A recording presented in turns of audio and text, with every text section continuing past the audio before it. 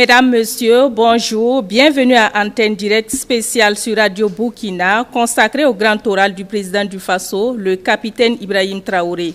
À l'occasion de l'an 2 de la transition, la RTB Radio vous permet d'interagir avec le chef de l'État pendant environ 1 heure d'horloge sur des questions d'actualité, de défense et de lutte contre le terrorisme et d'autres sujets d'intérêt national en direct du palais présidentiel de Koulouba.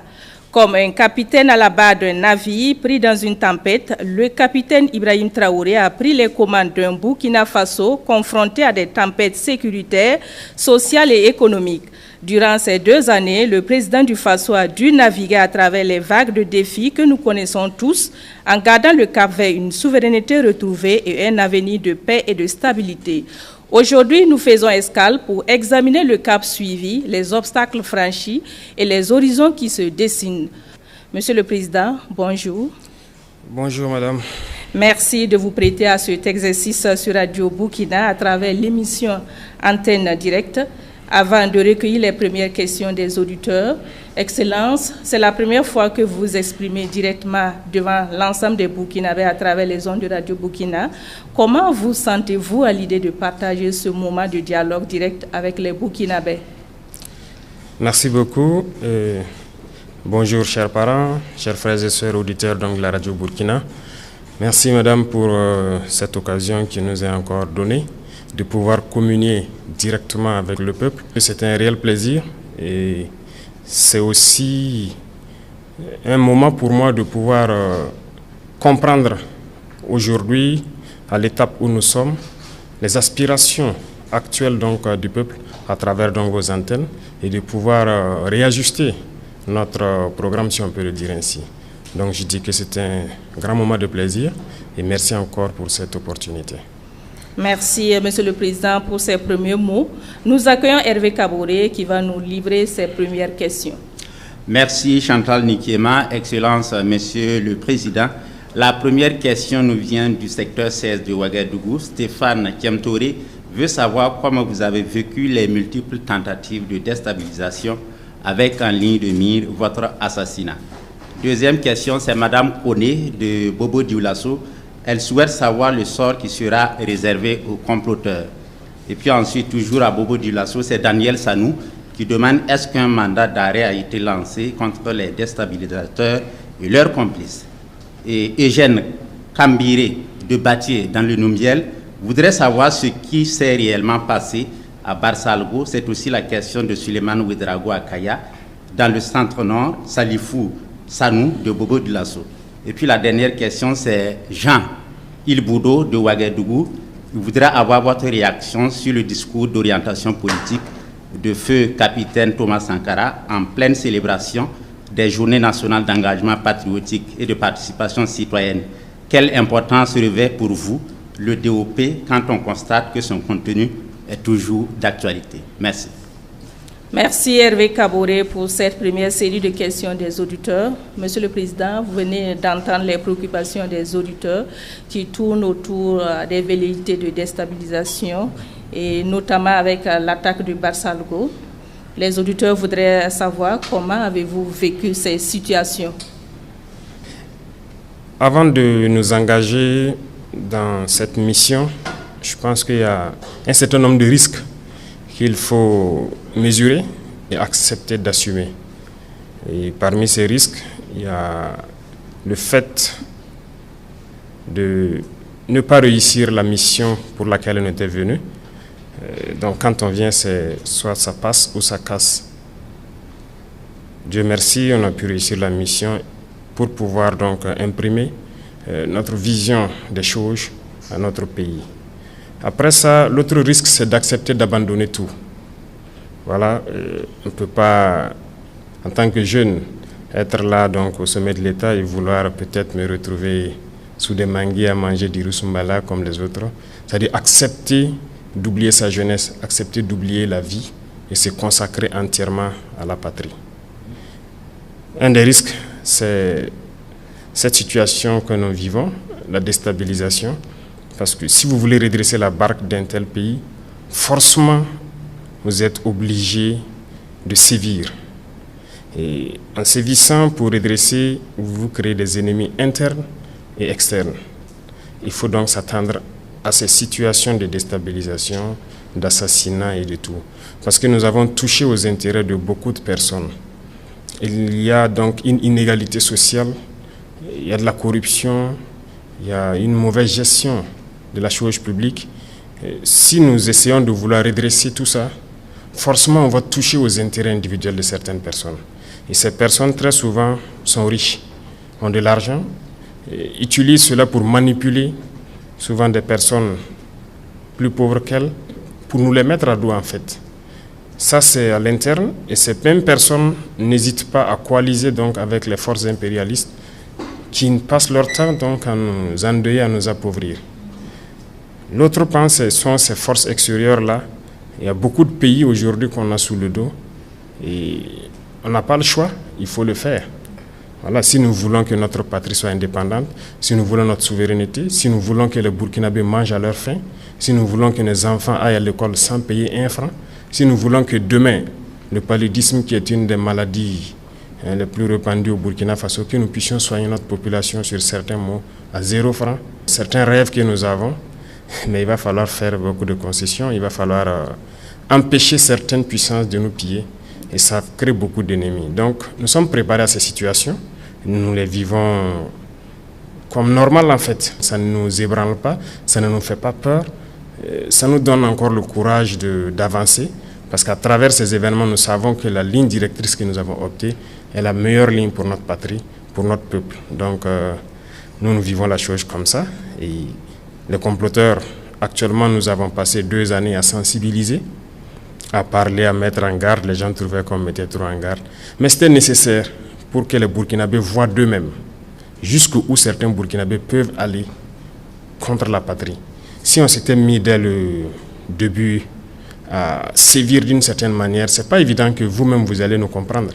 Le capitaine Thomas Sankara a été mal compris à un moment donné, peut-être parce qu'ils ont commencé fort, mais il fallait laisser le peuple voir, comprendre ce que c'est que ces comploteurs, communiquer avec le peuple. Aujourd'hui, je pense que les gens ont beaucoup compris. D'accord.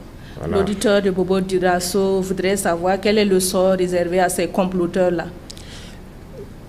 Comme nous l'avons dit, à partir de cet instant, je ne vais pas rentrer dans les détails, chacun va assumer. Si quelqu'un entreprend des démarches comme ça, eh bien, il assume toutes les conséquences. Nous n'allons plus conseiller quelqu'un ou voilà, mettre en garde encore. Donc, on va revenir sur le cas de Barsalgo. Il y a un auditeur qui voudrait savoir qu'est-ce qui s'est réellement passé à Barsalgo. Barsalgo, je ne vais pas rentrer aussi dans les détails, mais Barsalgo, je pense que j'étais personnellement visé. Parce que Barsalgo et moi, il y a une histoire. Barsalgo et la situation du pays, il y a une histoire. En juillet 2022, vous pourrez peut-être après vous renseigner sur place à Barsalgo. J'ai défié beaucoup d'ordres pour m'interposer pour que Barsalgo ne tombe pas. Et donc j'ai sacrifié beaucoup de choses quand même à Barsalgo. C'est le lieu pour moi de remercier beaucoup de gens qui nous ont soutenus dans notre manœuvre. Et je pense qu'ils ont ciblé Barsalgo parce que ça allait me toucher. Voilà, c'était l'objectif. Je ne veux pas rentrer dans certains détails, mais bon, peut-être qu'un jour nous aurons l'occasion d'en parler. D'accord. Alors, votre réaction sur le discours d'orientation politique du feu capitaine Thomas Sankara, c'est une préoccupation des Jean Ilboudo de Ouagadougou. Oui, c'est vrai. Nous avons d'ailleurs choisi la date du 2 octobre pour le lancement des journées patriotiques, d'engagement patriotique. C'est justement pour corroborer avec le DOP, parce que ce discours, c'est un référentiel. Et je pense que certains pays loin de notre sous-région ont utilisé ce référentiel pour se développer. Et ils nous le font comprendre parce qu'ils ont puisé beaucoup de choses de ce discours-là. C'est d'actualité, nous nous en inspirons et nous adaptons au contexte aussi. Il y a certaines choses en son temps, en 83, qui ne peuvent plus se faire aujourd'hui, mais nous l'adaptons au fur et à mesure. Thomas Sankara était trop en avance sur son temps et je pense que tout ça, ça fait qu'il n'a pas été compris parce qu'il voyait des choses que les autres n'avaient pas la possibilité de voir. Sa vision était beaucoup plus en avance. Mais aujourd'hui, on se rend compte qu'on aurait dû, chaque fois ce sont des questions comme ça qu'on se pose. Est-ce qu'on n'aurait pas dû, est-ce que les gens n'auraient pas dû, mais bon, c'est déjà passé, mais je pense que c'est un discours d'actualité. C'est la même vision pour une souveraineté totale de notre pays. Et je pense qu'il faut qu'on s'inscrive dans cette lancée. Je voudrais savoir quel est le moral des troupes avec ces velléités de déstabilisation. Je dirais que le moral des troupes est au beau fixe, parce que s'engager pour défendre la patrie, vous savez, quand on est militaire et qu'il y a un autre état d'esprit naturel qui est là au sein de l'armée, et se lever, prendre son sac à dos, son arme et partir au front, ce n'est pas donné à tout le monde. Mais généralement, dans la tête du militaire, quand il part, c'est avec fierté qu'il part. Il sait ce qui peut arriver, mais c'est avec fierté qu'il part. Et aujourd'hui, avec ce que nous avons mis en place, ce que nous essayons de faire comme effort à travers l'accompagnement du peuple, beaucoup de militaires sont vraiment fiers d'être militaires. Voilà pourquoi ils se donnent corps et âme. Et avec tout l'accompagnement que le peuple aussi fait à leur endroit, je pense que ça ne peut que booster le moral. C'est vrai que ces situations de déstabilisation ne les affectent pas, mais ça les donne encore plus de courage de se battre. Ils comprennent mieux pourquoi ils doivent se battre pour leur patrie. Ils savent bien que ce n'est pas pour rien qu'on tente de nous déstabiliser, malgré que nous avons pu changer la donne en termes d'équipement, de recrutement, de formation dans un laps de temps. Si des gens tentent encore de déstabiliser, ça donne plus d'arguments aux militaires de rebooster leur morale et de se battre. Merci. Hervé Kaboré nous a rejoint pour les questions des auditeurs. Hervé, c'est à vous. Oui, Chantal Nikéman, c'est M. Alassane Ouedraogo qui nous appelle de Kaya, dans le centre-nord. Il demande, après l'attaque de Barsalgo, l'opinion publique se demande si des sanctions ont déjà été appliquées à l'encontre des responsables et complices. Où en est-on en termes de justice et de réparation pour les victimes de cette tragédie? Voilà, c'est la question de M. Ouedraogo Alassane de Kaya, en attendant.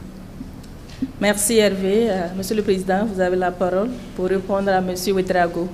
D'accord, merci.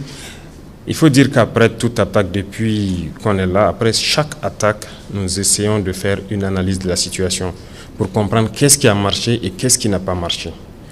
Tant qu'on n'arrive pas à le faire, on ne peut pas améliorer la situation. Donc, naturellement, après l'attaque de Barsalgo, sur le plan militaire, il faut analyser qu'est-ce qui s'est passé, qu'est-ce qui a marché, qu'est-ce qui n'a pas marché. Là, nous sommes presque au bout donc, de cette enquête. Je pense que les autorités militaires sont allées plusieurs fois à Barsalgo, enquêter, continuent d'enquêter aussi à travers Kaya. Et les responsabilités seront situées d'ici quelques jours. J'attends le résultat du rapport. Et les sanctions vont tomber. Toutes les attaques, c'est ce que nous faisons. Il y a eu des attaques où on est amené à radier souvent certaines personnes qui ont manqué au devoir.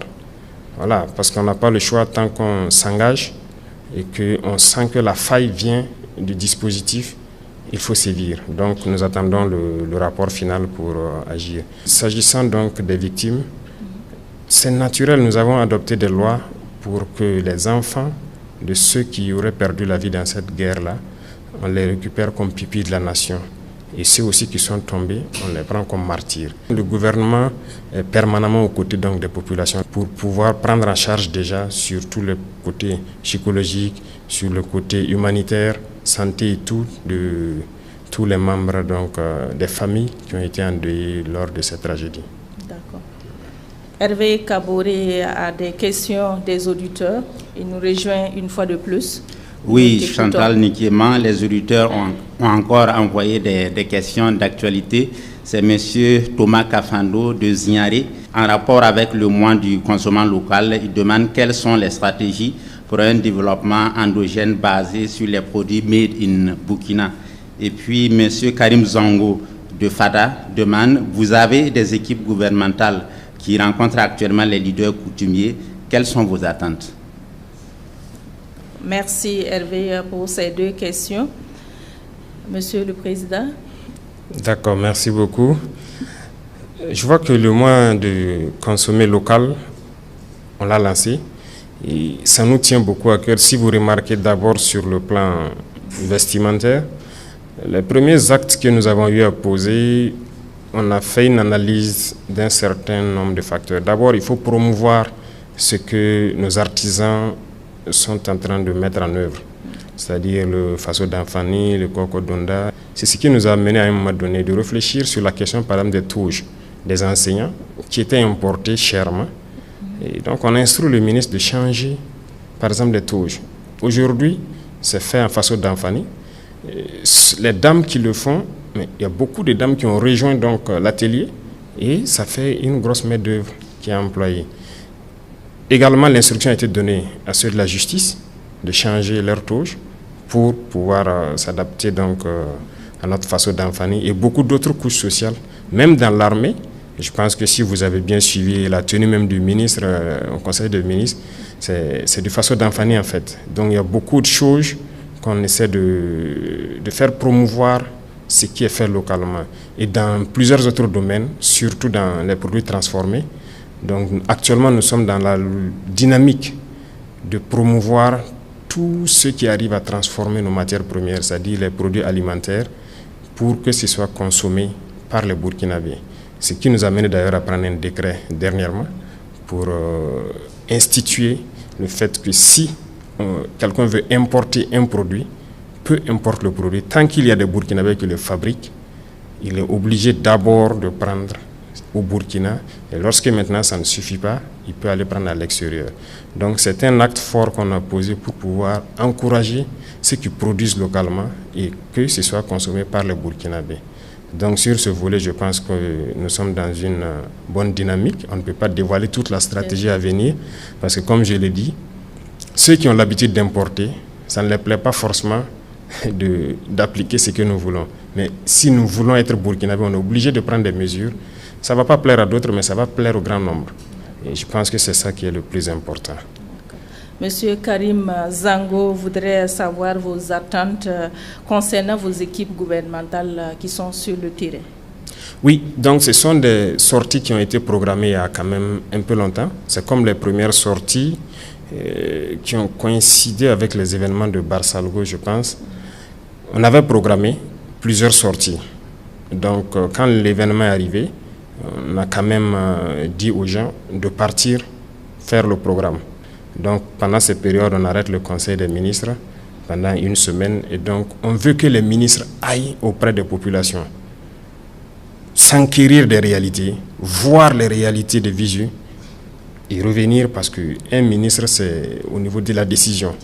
Et si vous êtes juste à Ouagadougou et que vous n'arrivez pas à comprendre les aspirations profondes du peuple, c'est compliqué. Donc, c'est un programme, ça ne sera pas la première fois, ça ne sera pas la dernière fois. Ils sont allés vers les populations dans toutes les régions pour s'enquérir des vraies réalités, comprendre les difficultés. Et je pense que chaque ministre donc, va réaménager son programme en fonction des besoins réels de nos populations. C'est le même état d'esprit qui nous a amené à aller vers les chefs coutumiers, parce que nous voulons les remettre dans leur rôle. Leur rôle donc de maintenir cette cohésion sociale, l'unité, la paix.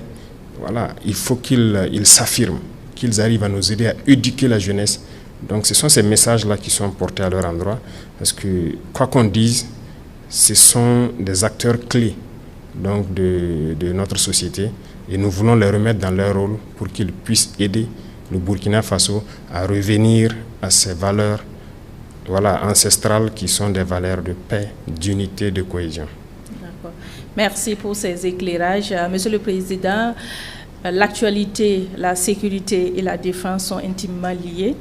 En attendant de recueillir les préoccupations des auditeurs, il y a maintenant 2 ans que, sous votre impulsion, le Burkina Faso a engagé une guerre totale contre les groupes armés terroristes. Aujourd'hui, quel bilan faites-vous de la reconquête du territoire national? Merci. Nous ne cesserons de parler de la situation donc, du terrain, parce que c'est l'essence même de notre combat.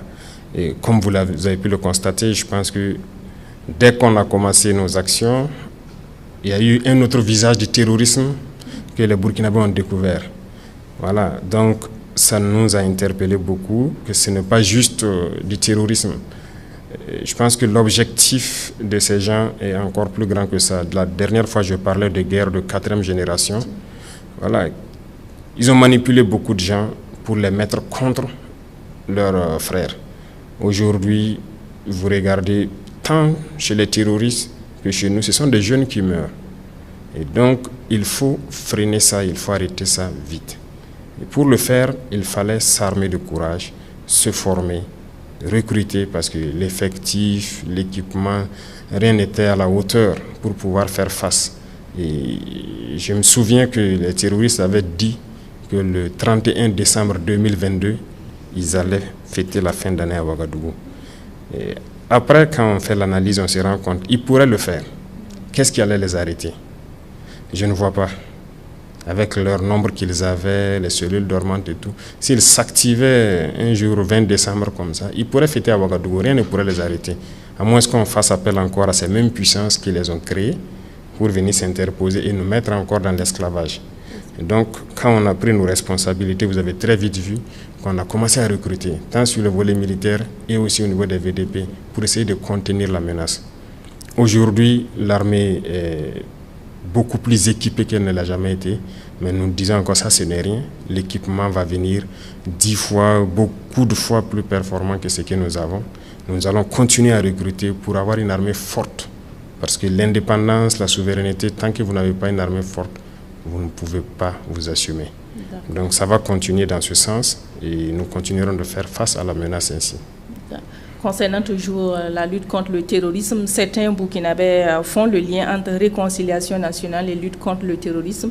Est-ce que vous comprenez leur logique, Monsieur le Président? C'est une phrase qui a emballé beaucoup de gens, mais il faut que les gens arrêtent de s'emballer avec ça. Réconciliation nationale, qui est en conflit avec qui? Il faut se poser la question. Nous sommes en conflit avec des bandits armés qui tuent sans distinction. Nous ne voulons pas nous réconcilier avec eux. Si c'est ça que les gens appellent réconciliation, nous ne voulons pas cette réconciliation-là. Soit ils arrêtent, ils déposent leurs armes, ils reviennent à la République, mais nous ne pouvons pas laisser des gens en train de nous tuer et nous asseoir parler de réconciliation. Non, nous allons combattre. Nous allons combattre jusqu'à ce qu'ils soulèvent eux-mêmes le drapeau blanc et venir. Et on verra. Donc, ce sont des termes que souvent certains emploient sans même savoir de quoi il s'agit. Nous recevons des correspondances dans ce sens aussi. Des gens qui nous écrivent pour, soi-disant, nous donner des stratégies dans le sens de la cohésion sociale et tout, et réconciliation nationale. Mais quand vous lisez au fond, écoutez, on ne peut pas réconcilier les gens de cette façon. Il y a des gens qui ont détruit ce pays. S'ils ont des problèmes en justice ou des problèmes avec la société, mais il faut résoudre ce problème. Il faut que les personnes reconnaissent, peut-être payent ce qu'ils ont fait, voilà, ou ce qu'ils ont pillé et tout.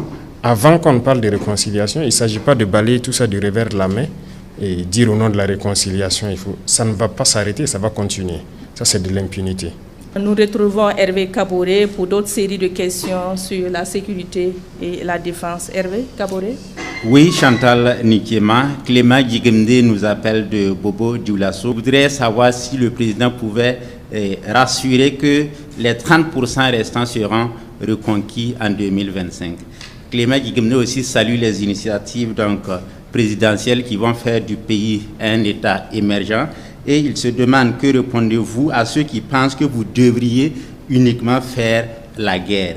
Et puis il y a Yulienne qui nous appelle de Gawa dans le sud-ouest et dit « Les forêts étant le nid des groupes armés terroristes, le gouvernement a-t-il prévu un plan d'équipement et de déploiement des eaux et forêts pour libérer et consolider ces forêts ?» Il y a Diallo Aruna qui nous appelle de Pa. Il demande « Est-ce qu'il est envisagé l'ouverture de commissariats dans les communes qui n'en disposent pas ?» Merci. Merci Hervé pour cette série de questions. Nous allons commencer par la question de Clément Djigemde sur la reconquête du territoire national. 70% à quand les 30% restants, la reconquête des 30% restants? Le souhait est que si demain on peut reconquérir les 30%, on le fait. Je disais à certains que le matériel que j'ai remis dernièrement aux forces, personne ne le voit sur le terrain d'abord. Donc les gens s'entraînent très bien. Actuellement ils sont prêts, donc dans quelques jours la lutte va reprendre de plus belle et nous espérons aller très vite, reconquérir le maximum, reverdir autant que possible. Quand on dit reverdir dans notre jargon, ça veut dire avoir des espaces où les gens pourront faire leur tourisme, faire tout ce qu'ils veulent en toute liberté, vraiment free, comme on le dit, sans crainte. Voilà, donc c'est ce que nous sommes en train de développer et ça se fait en tandem défense et sécurité parce que autant que les forces qui sont en première ligne évoluent, il faut qu'à l'arrière on réorganise les forces de sécurité pour pouvoir assurer donc la pleine quiétude des populations. Donc nous poursuivons. 2025 est décisif et nous allons aller dans ce sens pour que nous puissions reconquérir les 30% restants.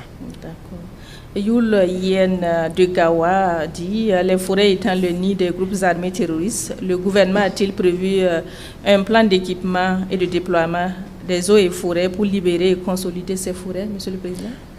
Nous sommes là-dessus parce que les eaux et forêts, il faut le dire, quand nous sommes arrivés, nous avons essayé d'évaluer la situation. C'était malheureusement un constat amer. Ils étaient là, dans leur poste. Comme je le disais, on pouvait trouver 10 agents des eaux et forêts dans un poste avec une seule arme. Donc, si vous faites des années sans toucher à une arme, c'est un peu compliqué de dire aujourd'hui qu'on peut les injecter directement dans les forêts. Les forêts sont les champs de bataille donc des militaires actuellement. Ce sont les militaires qui fouillent les forêts. Ce sera eux qui vont libérer les forêts avant d'installer les eaux et forêts pour la consolidation. Et nous continuons le recyclage des eaux et forêts. Si vous remarquez, il y a certaines unités qu'on a pris un peu, que nous essayons de recycler et les mettre à niveau. Pour que lorsque les militaires vont finir certaines portions, eux maintenant ils s'installent et ça a commencé. Il y a certaines forêts depuis l'intérieur qui ont été libérées par les militaires et les eaux et forêts qui ont été recyclées se sont réinstallées. Donc nous les avons rééquipés et au fur et à mesure nous continuons donc de faire monter leur puissance de feu pour qu'ils puissent contenir après le passage donc, des militaires. D'accord. Nous allons revenir sur le deuxième volet de questions de Clément Guigemde qui demande que répondez-vous à ceux qui pensent que vous devriez vous consacrer uniquement à la guerre? On ne peut pas faire la guerre aujourd'hui sans développer. Si vous le faites, c'est que vous faites une erreur. Et je le dis, si on se met uniquement guerre, on va tuer tous les jeunes du Burkina.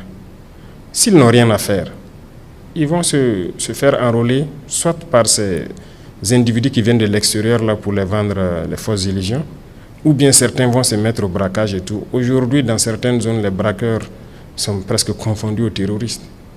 Parce que si vous sortez sur une route et que vous commencez à arrêter des cars, vous tombez sur une patrouille, ils vont combattre. Ils vont vous combattre comme un terroriste. Mais si les jeunes n'ont pas à travailler, ils vont se retrouver à faire quoi? L'oisiveté, on dit, c'est mère de tous les vices.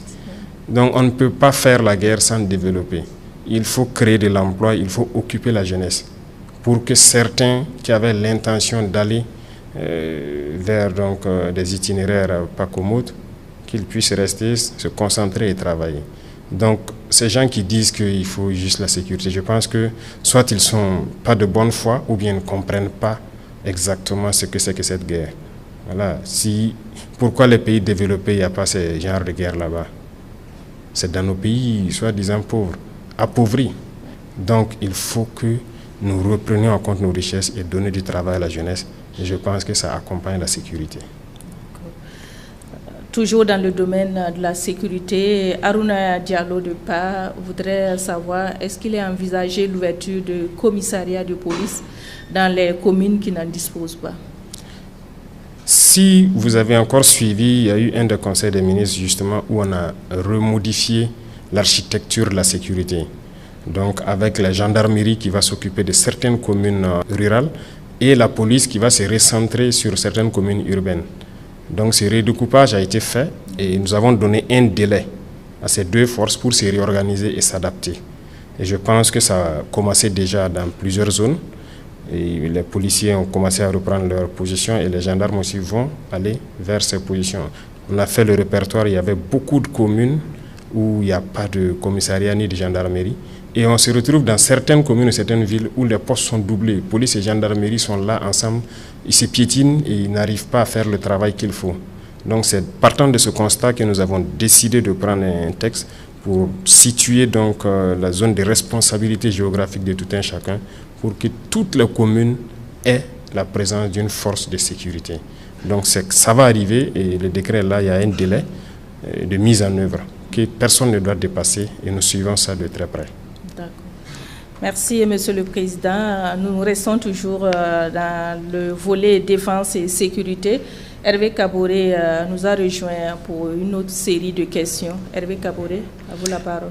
Merci. Mariam Traoré de Orodara nous demande, malgré certains progrès, la situation sécuritaire reste difficile dans certaines régions. Quels sont les principaux obstacles pour la sécurisation du pays? Éloi Soma de Nyangologo demande, que prévoit le gouvernement pour les VDP engagés dont l'âge est avancé et qui ne peuvent pas être recrutés comme certains?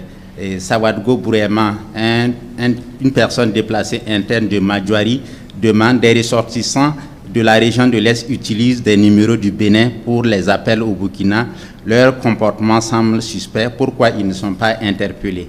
Et puis Sanou Boubacar de Haut-Bassin à Bobo de Lasso dit, la dénonciation des accords avec la France a marqué un tournant décisif dans la politique étrangère du Burkina. Quel impact cette décision a eu sur notre sécurité et nos alliances internationales? Merci. Merci Hervé Kaboré pour cette série de questions. Monsieur le Président, on commence par la question de Madame Traoré, Mariam Traoré, voilà, sur la sécurisation du pays. Il faut dire que, comme on l'a dit, tout de suite je parlais du terme rendre des espaces complètement verts. Et on peut avoir reconquis des territoires, installer les forces, mais l'ennemi peut toujours faire souvent des incursions. Parce que c'est une guérilla, ça peut arriver.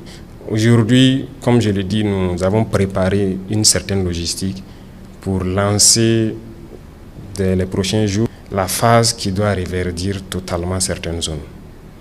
Et cette phase, nous ne pouvons pas la détailler ici. Ça sera de grands travaux, certainement. Les zones que nous avons reconquises et qui connaissent des incursions, c'est juste une question de temps. Nous allons reverdir ces zones-là pour que les gens ne puissent plus faire d'incursions. Et tout ça qui nous a amené aussi à réarticuler donc les forces de sécurité pour que, lorsque nous allons mettre tous ces dispositifs en place, chacun s'installe dans la zone où il doit être. Et lorsque eux ils sont là, le renseignement et avec les VDP qui sont sur place doit permettre d'empêcher toute incursion. Donc c'est un processus et je pense que tout est fin prêt pour que certaines zones soient complètement vertes au fur et à mesure. D'accord. Les VDP participent à la reconquête du territoire. Et Éloi Soma de Nyangologo voudrait savoir quel est le sort réservé à ces VDP engagés dont l'âge est avancé et qui ne peut pas être recruté comme certains dans la fonction publique et autres. Oui, nous avons notre plan pour leur reconversion. C'est comme les militaires aussi qui arrivent donc à la retraite. Et si vous remarquez, avec l'initiative présidentielle pour l'autosuffisance alimentaire, nous avons lancé un programme déjà dans l'armée, il y a des reportages là-dessus, pour apprendre à certains militaires qui ont un certain âge à se reconvertir petit à petit à l'agriculture, à l'élevage ou à certains métiers de leur choix. Voilà, parce qu'il y a aussi des gens qui font des spécialités. Par exemple, des gens qui ont fait le génie, et ils peuvent être dans d'autres entreprises pour exprimer toujours leur potentialité là-bas. Donc ça sera la même chose pour les VDP. Déjà, quand je suis passé une fois à Bagré, j'ai échangé avec des VDP là-bas où j'ai vu qu'il y avait beaucoup de personnes âgées qui ne pouvaient pas être recrutées et qui avaient déjà demandé à avoir des terres au bord de certains points d'eau pour l'agriculture. Donc nous avons instruit donc la BVDP pour mettre tout en œuvre pour que ces gens-là puissent s'installer et produire. Donc nous encourageons donc les VDP à ça aussi, ce qui a mené dans certains points, si vous remarquez, ils font la guerre et ils produisent en même temps. C'est en même temps une formation et nous voudrons, lorsqu'on veut les désengager, qu'on puisse les accompagner à s'installer dans leur domaine de prédilection pour continuer donc leur effort de contribution donc, au développement du Burkina Faso. Sawadgo Bourema de Madjouari, dans l'est du Burkina, voilà, il nous informe que des ressortissants de la région de l'Est utilisent des numéros du Bénin pour les appels au Burkina. Leur comportement est suspect. Pourquoi ne sont-ils pas interpellés? Merci à l'auditeur.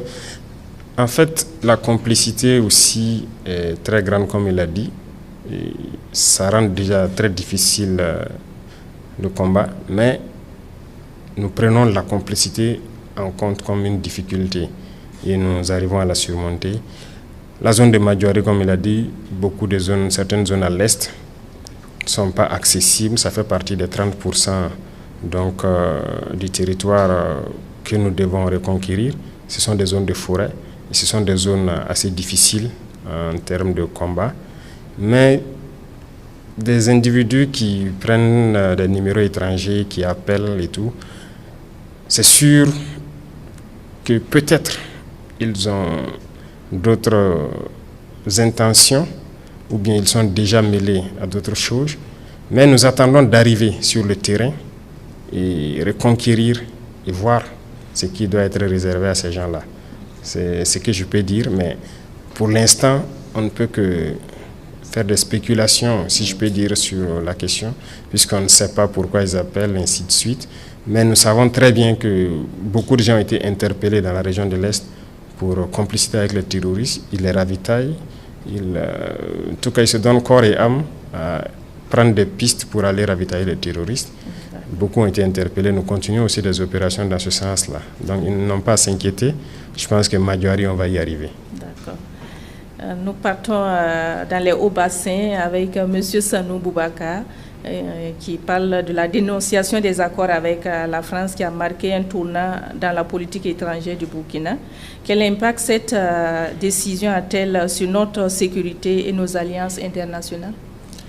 Bon, je disais tantôt que notre action est intrinsèquement liée à beaucoup de personnes à l'étranger. Donc la dénonciation de ces accords, c'est une chose, mais ce n'est pas que ça. Il y a d'autres choses qui ne sont pas visibles, que les gens n'ont pas perçues. Il y avait d'autres forces, en plus des forces françaises ici, par exemple, qu'on a fait partir. Ils sont partis dans le silence, sans faire vraiment du bruit, mais les gens ne se sont pas rendus compte. Mais ils ne sont pas partis parce qu'ils le veulent, parce qu'ils sont contents, mais ils continuent d'agir contre nous. Je prends par exemple, on parle des accords avec la France. Il y avait des permis miniers ici qui avaient été donnés à des puissances aussi qui refusent carrément même de nous accompagner et tout. Au jour d'aujourd'hui, il y a un bon nombre de permis que moi j'ai déjà retirés et on va continuer de retirer. Vous pensez que quoi? Ça va influencer forcément sur nous parce qu'ils ne sont pas contents. Forcément sur le volet sécuritaire, il faut qu'on s'apprête. Voilà pourquoi au tout début, par exemple, nous n'avons pas parlé des permis. Nous attendons d'être à un certain niveau aussi, avant de... C'est par étapes. Je pense qu'il y a forcément un lien, mais nous avons pris en compte cette donnée-là. Hervé Kaboré nous a rejoint pour ce dernier volet des questions.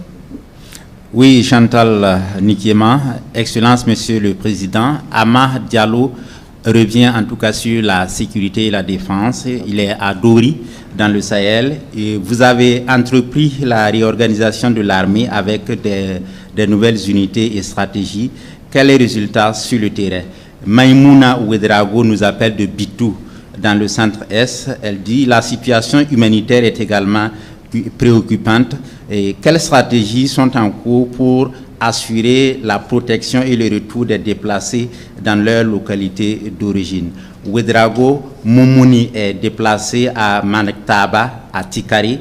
Il demande qu'est-ce qui est fait, justement comme Madame Ouedraogo de Bitou, qu'est-ce qui est fait pour accélérer le retour des déplacés dans leur village d'origine. Il appelle à augmenter le nombre de recrues au niveau des FDS pour libérer les zones encore sous emprise terroriste. Merci. Merci à vous, Hervé Kaboré. Monsieur le Président, la question du retour des déplacés internes est évoquée. Oui. Qu'est-ce qui est fait pour leur retour dans leur localité d'origine? Merci bien. Beaucoup de gens déjà ont déjà rejoint, mais il y a aussi des localités, même si on met pied, souvent on dit aux gens de ne pas venir d'abord, d'attendre, parce que chaque localité n'a pas la même vision, ça n'est pas vu sous le même angle par les terroristes. Comme certains aiment le dire, il y a certaines localités qui sont stratégiques géographiquement dans cette guerre. Donc il y a des zones où peut-être les forces ont reconquis il y a peut-être quelques mois, mais ils n'ont pas permis à ce que les populations reviennent.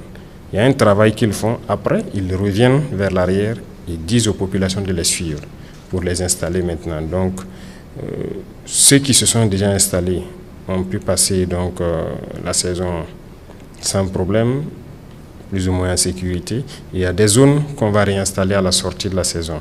Et on sait que c'est suivi donc de situations humanitaires forcément s'ils n'ont pas pu cultiver, mais des mesures sont prises pour pouvoir les accompagner jusqu'à la saison prochaine. Et pourquoi pas, si on peut faire certaines choses avant la saison, notamment des fourrages et autres, pour les permettre d'avoir de l'activité, tout est pris en compte. Et je pense que le ministère de l'Action humanitaire fait le point permanemment chaque semaine qu'elle m'envoie sur ceux qui se sont retournés, quelle prise en charge, ceux qui doivent se retourner, qu'est-ce qui est prévu pour leur prise en charge. Il y a des moments où je peux intervenir et réajuster certaines choses en fonction des différentes zones.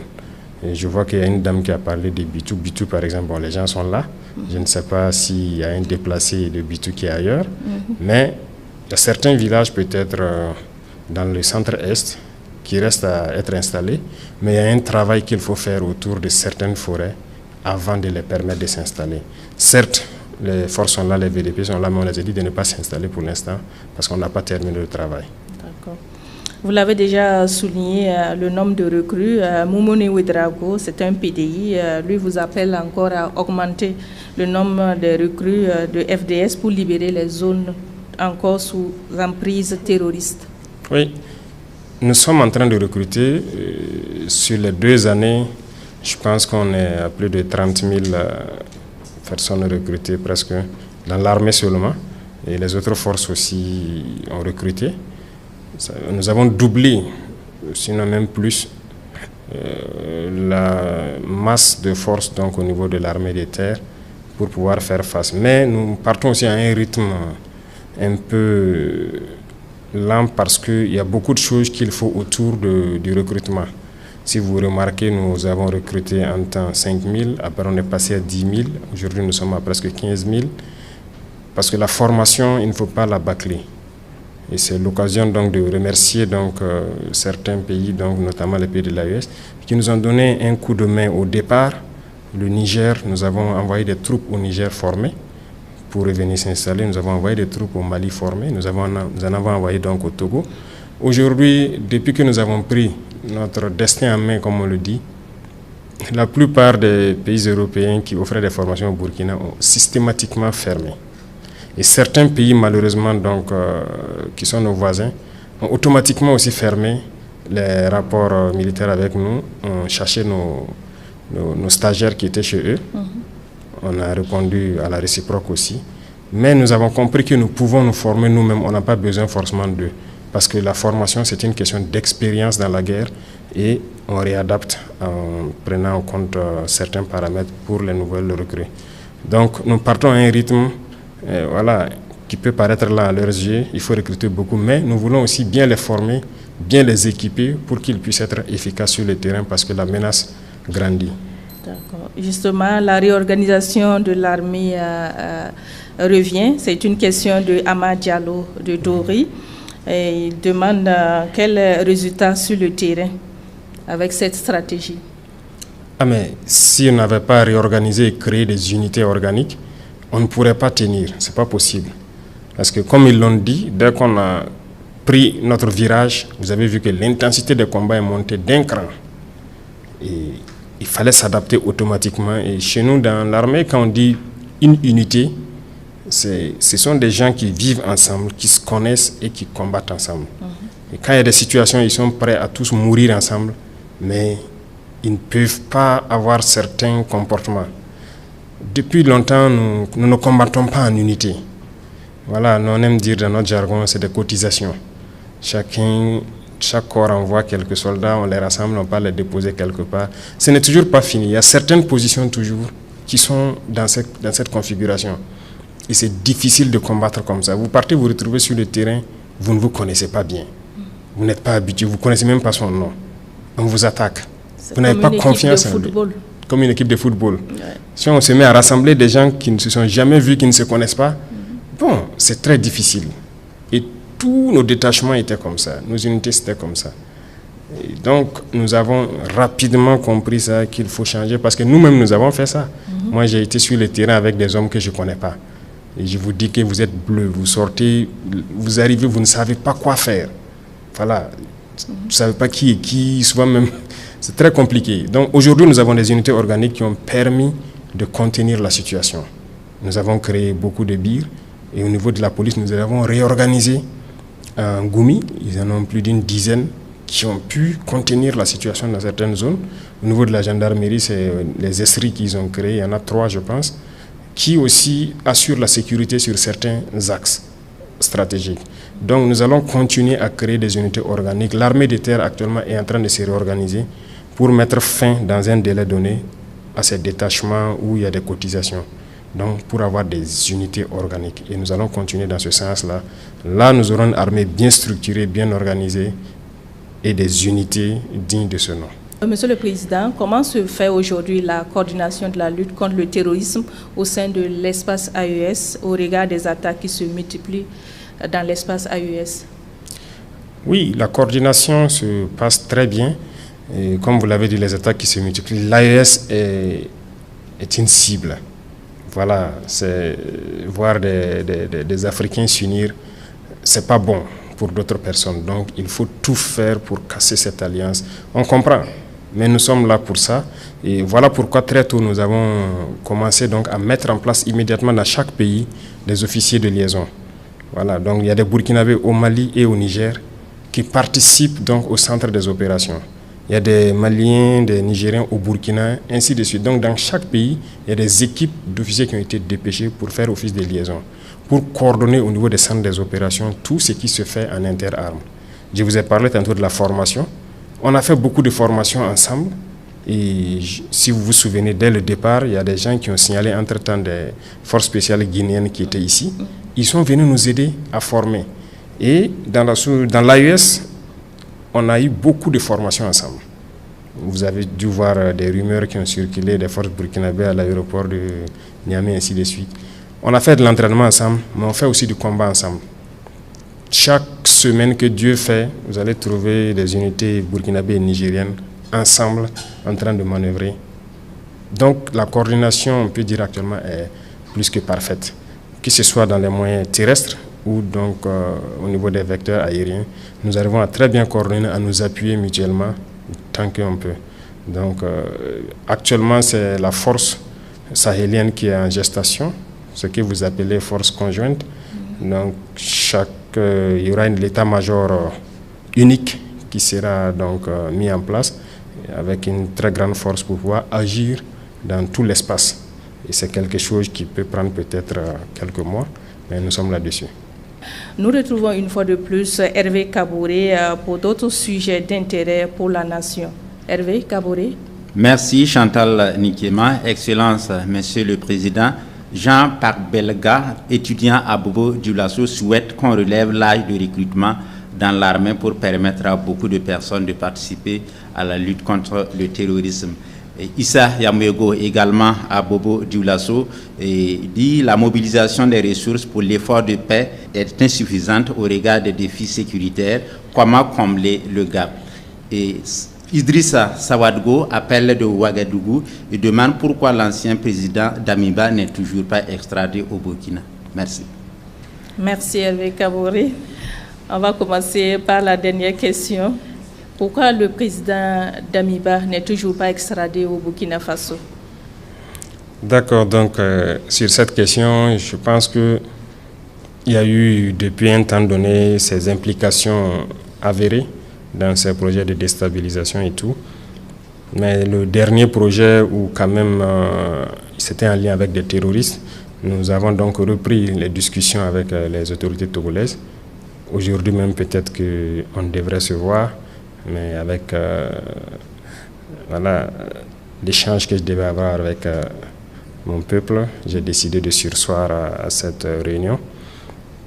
Nous sommes là-dessus parce que, en toute honnêteté, nous n'avons pas voulu, aux premières heures, nous comporter de manière désagréable avec un ancien président. Quoi qu'on dise, c'est un ancien président.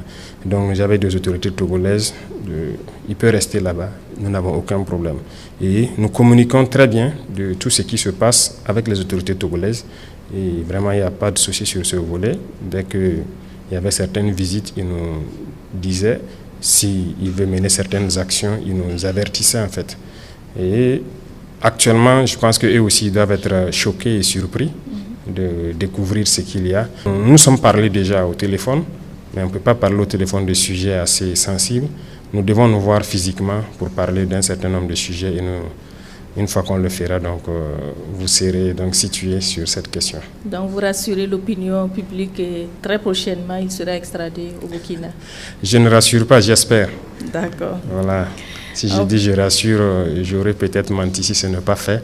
Je préfère vous dire que j'espère. D'accord. On va répondre à la question de M. Pac Belgage Jean, qui souhaite qu'on relève l'âge de recrutement des FDS pour permettre à beaucoup de personnes de participer à la lutte contre le terrorisme. Je pense qu'on a déjà relevé. Si on doit relever trop, ils n'auront pas trop de temps d'activité. L'année passée, quand nous sommes passés à Fada, à l'université, des étudiants ont exprimé justement ça. On venait de lancer le concours de la gendarmerie, je pense. Immédiatement, j'ai instruit de relever, de reprendre le communiqué et relever donc l'âge de 2 ans, je pense. Ça a été fait. Et actuellement, cette année, nous sommes allés jusqu'à 35 ans. 34 ou 35 ans pour les soldats. L'académie aussi, on avait lancé avec un âge un peu restreint, mais ils ont refait le communiqué et rehaussé le niveau. Voilà, l'âge encore. Donc, je pense que là où nous sommes, au niveau où nous sommes, c'est pas mal quand même. Si on rehausse trop, on va recruter des personnes qui ne seront pas forcément aptes physiquement à suivre le rythme de la formation. Ça peut quand même poser un problème de vieillissement dans l'armée dans quelques années. Donc, il faut qu'on calcule tout ça avant d'agir. Mais nous allons étudier. Monsieur Yambego Issa de Bobo Dioulasso dit ceci: la mobilisation des ressources pour l'effort de paix est insuffisante au regard des défis sécuritaires. Comment combler ce gap? Le défi sécuritaire est énorme. La mobilisation, on peut dire insuffisante, mais déjà ça permet de faire certaines choses. Il y a certains partenaires qui ont accepté de nous accompagner aussi, il faut le dire, dans l'acquisition d'équipements. Mais on verra, nous sommes sur certaines questions, mais nous espérons réunir un certain nombre d'arguments pour le porter au peuple, et ce sera au peuple de décider si on peut faire autre chose pour mobiliser ou pas. Parce qu'aujourd'hui, depuis que nous sommes là, vous n'allez jamais aller quelque part pour vouloir même, ne serait-ce qu'un franc de prêt pour vous équiper et que vous allez avoir. Donc nous avons compris ça, nous avons effacé la question de crédit, de prêt dans nos questions d'équipement militaire. Et donc c'est le peuple qui contribue et nous essayons de faire ce que nous pouvons faire avec. Mais d'ici là, nous attendons certains équipements.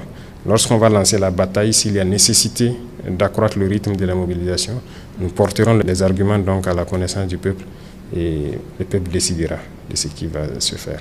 Hervé Kabouré nous a rejoint pour des questions des auditeurs. Nous vous écoutons. Oui, Excellence, Monsieur le Président, Kadi Yaro de Poura demande si la mine d'or de Poura est dans l'agenda du gouvernement. Clément Guigemde de Bobo Dioulasso revient, demande à quand la remise à plat des salaires afin que chaque Burkinabé puisse vivre dignement. C'est aussi la question de Kassoum Dambré à Boromo. Il demande aussi quelles sont les mesures prises pour rendre la libre circulation dans l'espace AES sans raquette. Et Mathieu Bationo de Tenado dans le Sanguier demande pourquoi ne pas mettre en place dans chaque village une banque de céréales alimentée par les producteurs quand on sait que la Sonagest a montré ses limites. Moumouni Sawadgo nous appelle de Lumbila et demande quelle est la suite à réserver au projet de désenclavement du lac Bam. Et Elifas Thiolé de Gawa dans le sud-ouest demande à quand la monnaie AES. Merci Hervé Kabouré pour cette série de questions. Monsieur le Président, on répond à la première question de Kadi Yaro qui nous a appelé de Poura. Il demande si la mine d'or de Poura est inscrite dans votre agenda. Merci. Il faut dire que toutes les mines d'or sont inscrites actuellement dans notre agenda parce que pour l'or, quand même, nous savons l'exploiter. Et c'est ce que je disais, je ne comprends pas pourquoi on sait exploiter l'or et qu'on doit donc laisser des multinationales venir exploiter notre or. Donc c'est dans ce sens que j'ai dit qu'il y a des permis qu'on est en train de retirer et qu'on va le faire nous-mêmes. Donc la mine d'or de Poura fait partie de ces mines que nous comptons exploiter.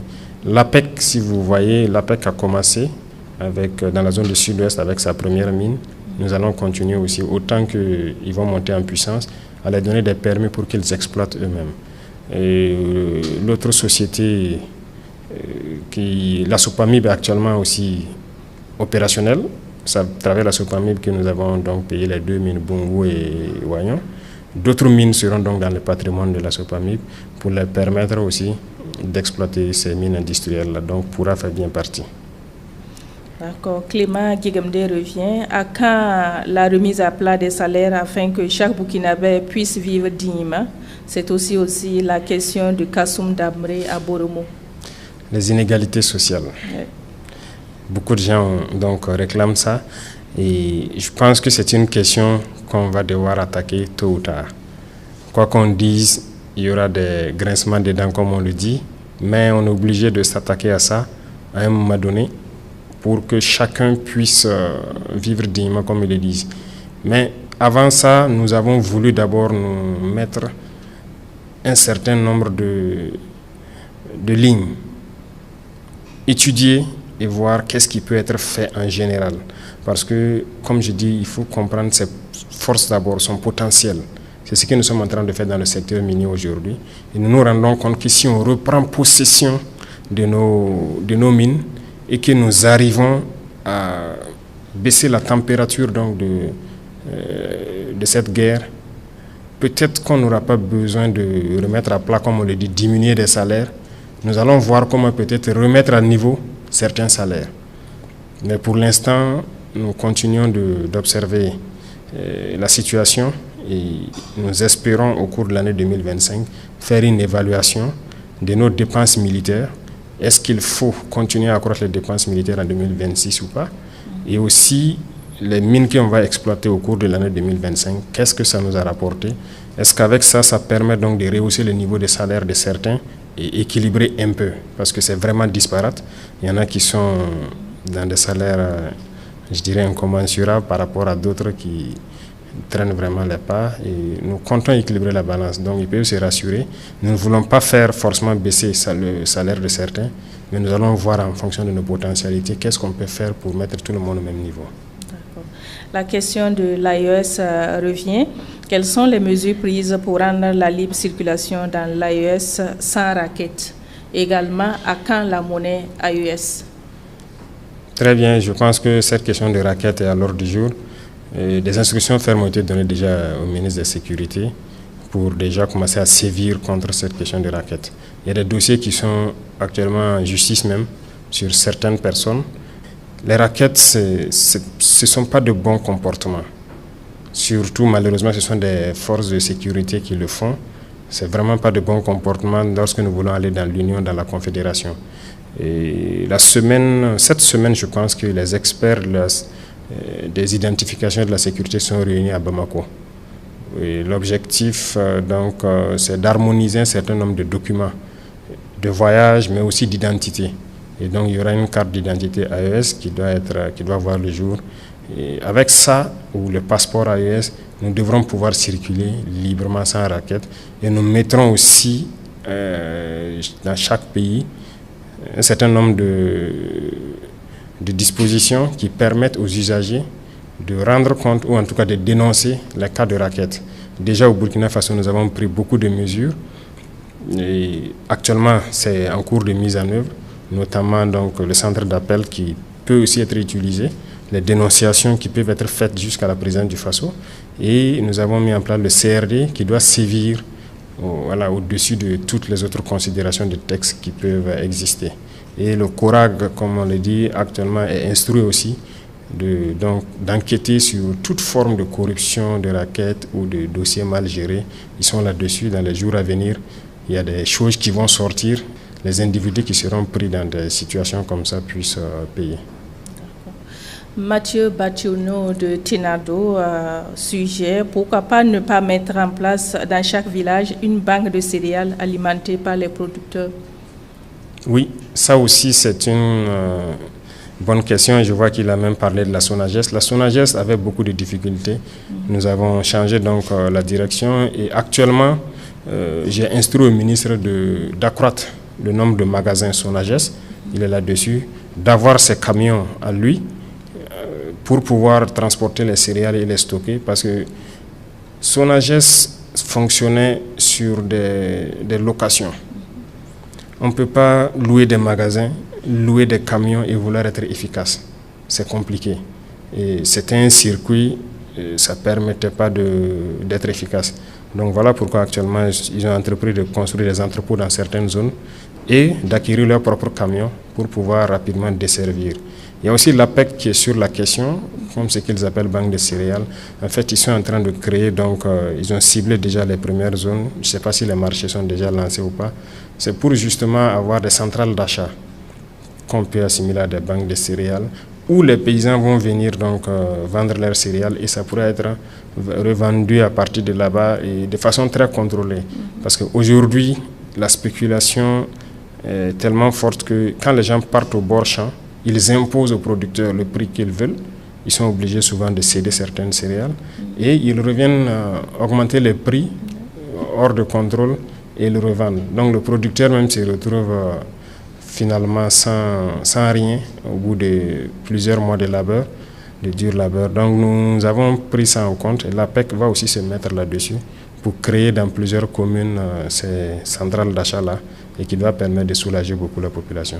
D'accord. Toujours dans le volet sécurité alimentaire, Moumouni Sawadgo de Lumbila demande quelle est la suite réservée au projet de désenclavement du lac Bam. Le ministre a été là-bas, je pense qu'il n'y a pas trop longtemps. Le ministre de l'Agriculture, il y a été. Il est venu me faire le point de situation et nous sommes là-dessus. Actuellement, il y a aussi les volets sécuritaires qui étaient aussi un facteur limitant. Je peux vous assurer qu'autour du lac, beaucoup de choses sont en train d'être faites. Et je pense que ceux qui sont sur le terrain là-bas à Kaya ou autour doivent pouvoir percevoir ces choses-là. On ne va pas tout dévoiler ici, mais nous sommes là-dessus parce qu'il faut réaménager le lac, pouvoir le rendre plus viable et que ça profite à beaucoup de personnes. Donc le projet est en cours, le ministère en tout cas, est à pied d'œuvre pour que ça puisse voir rapidement le jour. Merci pour ces éléments de réponse. Nous accueillons une fois de plus Hervé Kaboré pour les questions des auditeurs. Merci Chantal Nikéma, Excellence Monsieur le Président. Alassane Léné à Lankwe dans la boucle du monde demande pourquoi ne prend-on pas en charge tous les cancers à Bogodougou. Et Madame Sarata Dakouré aussi souhaite que vous soyez très regardant sur l'initiative de prise en charge des cancers. Yulien Agawa demande que prévoit le gouvernement pour résoudre le problème sur la RN1 au niveau du pont de Eredougou qui connaît des débordements d'inondations chaque année. Et Damre Kassoum à Boromo demande quelle solution pour réduire le nombre de demandeurs d'emploi dans la fonction publique. Merci. Merci Hervé Kaboré. La première préoccupation d'un auditeur, pourquoi ne prend pas en charge du moins tous les cancers au CHU Bogodougou? D'accord, je vais revenir une fois de plus sur certains paramètres. Nous avons un programme, nous avons des objectifs. Et comme je disais sur le volet de l'éducation, l'objectif est que l'éducation soit gratuite au Burkina Faso. Nous ne pouvons pas dire exactement combien de temps ça va prendre. Comme je dis, on évalue nos potentiels, on essaie de faire certaines choses nous-mêmes et nous espérons pouvoir y arriver. La santé, c'est la même chose. Il y a certains maux que nous essayons donc de prendre en charge déjà. Si vous voyez dernièrement les cliniques mobiles, avant pour des cancers de sein, pour aller faire une mammographie et tout, les femmes déboursaient beaucoup d'argent, ce n'est même pas accessible à tout le monde. Aujourd'hui, on peut rendre grâce à Dieu, dans beaucoup de régions, c'est gratuit. Le centre donc, qui traite les cancers, c'est le seul qui est là actuellement. Le deuxième est en train d'être achevé à Bobo. Donc, la capacité d'accueil déjà ne permet pas à tout le monde de pouvoir venir. Secondo, on évalue. Avant, c'était fermé. Nous sommes venus et on a réouvert le centre, le remettre en état, ça fonctionne. Mais si on dit qu'on peut prendre tous les cancers gratuits, ça serait du mensonge, on ne pourra pas.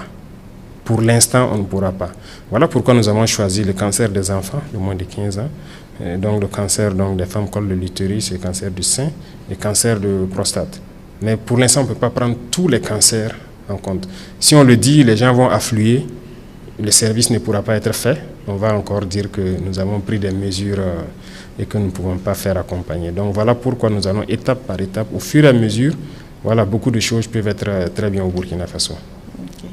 Julien revient avec une question de sécurité. Que prévoit le gouvernement pour résoudre le problème sur la RN numéro 1 au niveau du pont RN-Dougou? Et là où ça déborde chaque année, je pense qu'on est très interpellé cette année. L'année passée, ça a eu lieu, on a vu. Cette année, c'est quand même pendant de longues périodes où la route est restée bloquée. Le conseil des ministres passé, j'ai dit au ministre de l'Agriculture à travers l'ONBA, de passer donc dès que les eaux vont baisser et de nous faire une proposition. Nous avons envie de faire un très grand barrage assez profond en remontant vers Ouri. Ce sont les instructions que je lui ai données pour qu'on ait une grosse retenue d'eau là-bas avec une très grande digue. Et à ce niveau, j'ai dit de voir comment est-ce que, avec la nouvelle digue déjà, la voie même peut être une double voie. Parce que c'est une opportunité naturelle où l'eau est stockée. On me parlait des possibilités donc, de réticence des populations installées dans la zone. J'ai dit, mais il faut aller communiquer avec eux et les faire comprendre que c'est pour leur propre bien. Si on a 1 milliard de mètres cubes de retenue là-bas, ça ne va profiter qu'aux populations autour. Donc, on est là-dessus, on attend juste que le niveau des eaux baisse et ils vont lancer les études, concertation avec la population et voir comment on peut rapidement, à travers l'ONBA, faire un très grand barrage là-bas. Dambré Kassoum de Boromo demande quelle solution pour réduire le nombre de demandeurs d'emploi dans la fonction publique? Quelle solution? C'est ce que nous sommes en train de faire pour promouvoir d'autres types d'emplois. Lorsque nous encourageons la création des PME, les fonds, nous avons essayé de fusionner tout pour créer donc un fonds unique qui doit permettre de soutenir efficacement. Le FBDS, nous l'avons ravivé pour que les jeunes puissent entreprendre. Ça, c'est une chose. Deuxième chose, nous sommes en train de miser sur les activités de production, l'agriculture, l'élevage, parce qu'on importe beaucoup. Et on veut que les gens repartent vers la terre et qu'on les accompagne. Aujourd'hui, si vous voyez dans la plupart des zones où il y a des grands barrages, beaucoup de jeunes se sont mis à la pisciculture en cage flottante. J'ai vu les images à Bobo, à Samandeni. C'est carrément une industrie qui s'est mise en marche. Au sud-est, ça a commencé, et dans la zone de Swam, vers Koudougou. Donc, nous voulons ramener les jeunes beaucoup plus à la production, au lieu qu'on importe. Donc, il y a assez d'emplois qu'il faut créer à travers la production agricole. Je pense que c'est quelque chose qui n'était pas valorisé avant, mais nous sommes en train de tout faire pour que les jeunes reviennent à ces fondamentaux-là.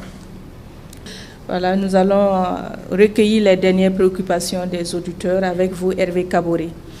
Excellence, Monsieur le Président, Awa Koulibaly de Bekoui, dans la boucle du monde, dit plusieurs projets structurants ont été annoncés, notamment Faso-Rail, l'Agence nationale de l'énergie nucléaire du Burkina et bien d'autres. Pouvez-vous nous donner les détails sur l'avancement de ces projets? Nikéma Emmanuel de Gogo, dans le centre-sud, demande les vivres coûtent cher. Qu'est-ce qui est fait pour réduire le prix et soulager les populations?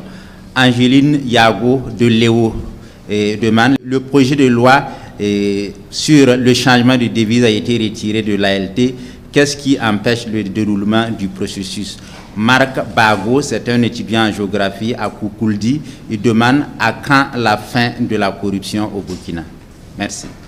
Merci Hervé pour ces questions. Monsieur le Président, nous recevons de nombreuses questions des auditeurs. Awa Koulibaly de Bekoui voudrait avoir les détails des projets tels que Faso-Rail. Oui, il y a beaucoup de projets qui sont initiés, il y a beaucoup de projets encore qui restent à venir. Faso-Rail, c'est parti d'un constat. Nous voulons faire des rails, parce que les rails qui sont là ne sont pas du tout modernes. Voilà pourquoi vous avez des vieilles locomotives. Ce ne sont pas des rails aux normes internationales actuellement, en réalité. Donc nous voulons avoir des rails aux normes pour avoir des trains modernes. Et ce qui nous a amené à prospecter un peu à travers le monde pour créer des lignes de rails. Mais on s'est rendu compte que le coût est très très très élevé. Les derniers dossiers que j'ai vus, les kilomètres de rails nous coûtaient entre 17 et 18 millions d'euros. Donc plus de 10 milliards. Vous faites 300 km de rails, vous êtes à plus de 3 000 milliards. Donc nous avons décidé, au lieu de faire ça, s'endetter pour ce genre de construction, nous préférons envoyer l'emploi au Burkina. Donc mettre en place l'usine carrément qui produit les rails et qui pose les rails. Et ce sont des Burkinabés qui vont être employés dedans. Donc c'est ce qui nous a amené à les prospecter et c'est en bonne voie. Nous sommes donc en train de, en phase de faire les contrats avec les partenaires qui veulent nous accompagner aussi avec ça pour l'implanter et produire nos rails. Là, quand même, on pourra desservir beaucoup de zones dans le pays. À quand la fin de la corruption au Burkina Faso? C'est une préoccupation de Marc Bago, étudiant à Koukouldi. La fin de la corruption.